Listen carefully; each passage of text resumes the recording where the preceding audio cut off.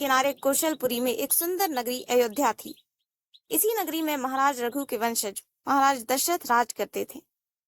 महाराज दशरथ बहुत वीर थे और उनकी वीरता के किस्से तीनों लोक में सुनाई पड़ते थे।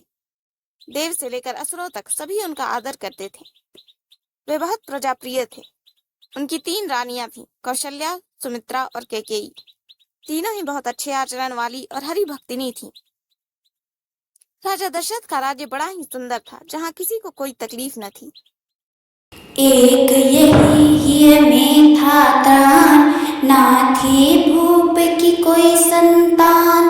धन संपत्ति अतीव थी पास, किंतु तन की थी अभिलाष। इच्छा करते यही महीप, जन्मे मेरे धाम में कुलदीप। मृत्यु बाद जो देवे तर्पण, होवे जो रघुकुल के भूषण। कुल कीर्ति जो आगे बढ़ाए, वीर सुतन हम ऐसे पाए। मन में यह तब धरा विचार, पावे यज्ञ कर सुत सुकुमार। तब वशिष्ठ से कहें पुकारे, हे गुरुदेव हमें उद्धारे। देख भूप को गुरु मुस्काए, प्रेम से अपने निकट बैठाए। फिर बोले बतलाओ राजन, शोक तुम्हारा है किस कारण। आज न तुम सा कोई ज्ञानी, ना कहीं बल काही सानी। तीनों लोक कर रहा जयकार, इंद्र भी मान रहे आभार। धन भी तुम्हारे पास अथाह, फिर क्या बाकी रह गई चाह।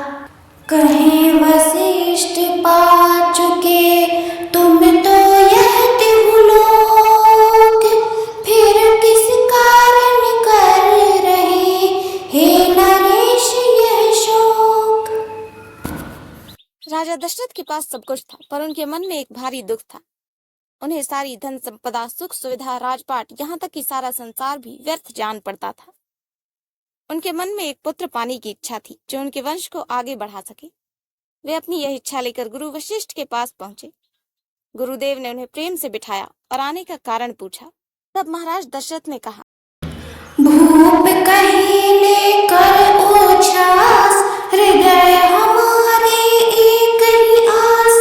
गुरुवर आप सभी कुछ जाने, ललक रहे हैं हम सुत पाने। प्रजा भी चाहे भावी नरेश, वीर जो आगे बने अवधेश। सो ही आपस करे विनय, पावे हम भी वीर तनय। कोई ऐसा करे उपाय, शोक मेरे गुरुदेव मिटाए। कहे गुरु सुन लो भूप यशस्वी, श्रृंगी नाम है एक तपस्वी। वे प्रयाग में करते वास, जा बतलाओ उनको अभिलाष। वेदों के वे ज्ञाता धारी, पूरी कर सके आस तुम्हारी। आज न जग में उन सा ज्ञानी, पूजो भूप उन्हें संग्रामी। ऋषि श्रृंगी को जाए मनाओ, यज्ञ उन्हीं से पूर्ण कराओ। उनका तुमसे है एक नाता, मुनिराज तुम्हारे है जमाता।